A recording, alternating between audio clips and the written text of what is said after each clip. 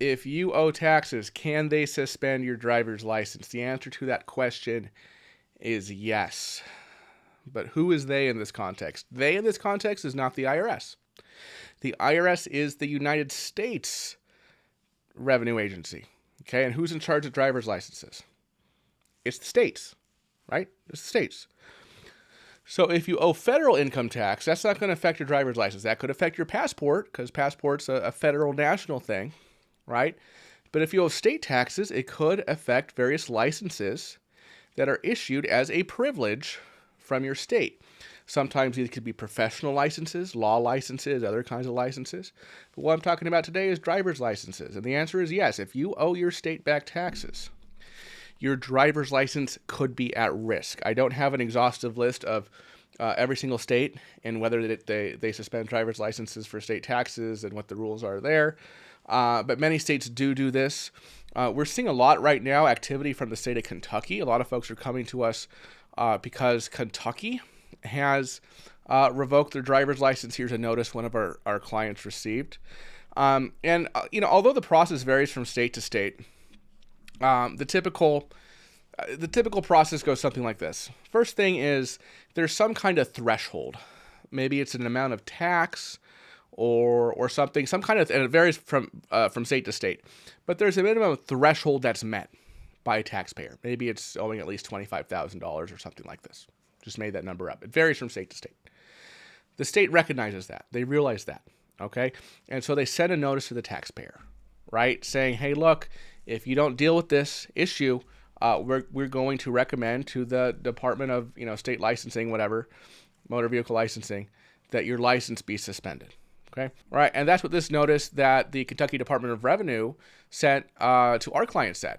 Okay? It said, you have this accrued tax liability in the amount of about $17,000, okay, as listed on the attached schedule, and they broke it down for him here, right, $17,000. All your protests and appeal rights under the law have expired, and you are currently not in a repayment plan. Let me zoom in here for you folks. Department records indicate that you hold a driver's license. If the deficiencies listed on the attached schedule are not resolved within 30 days from the date of this notice, the department will notify the Kentucky Transportation Cabinet to revoke your driver's license and to deny any driver's license for which you apply. Okay? So they send a notice, right? So they're saying you have 30 days from the date of this notice, October 18th, or we're going to recommend, or we're going to tell the in this case, the Kentucky Transportation Cabinet, obviously that department's name is going to be different in every state, to revoke your driver's license, okay? And then if you don't do anything, you don't cut them a deal within the next 30 days, that's going to happen. They're going to send that notification to the Kentucky Transportation Cabinet in this case, or the equivalent body in whatever state you're in. And then that body is going to send a letter to you saying your driver's license has been suspended and you need to work out a deal with the Revenue Department. And once that's done, you got to come back to us and probably pay like a reinstatement fee, right? And that's the case here for Kentucky. There's a $40 reinstatement fee due to the Division of Driver Licensing, right?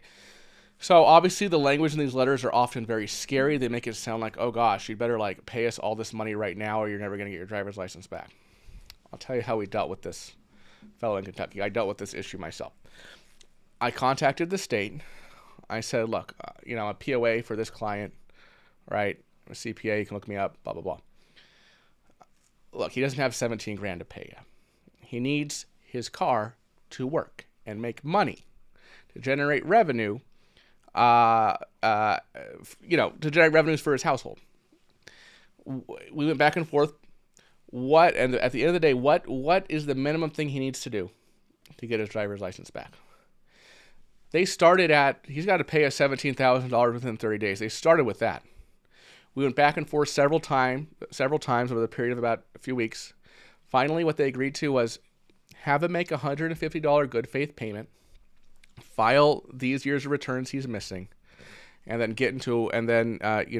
in 60 days, within 60 days, get into like a workable installment agreement or some other resolution on the debt. Okay, got the client on the phone. He paid the $150.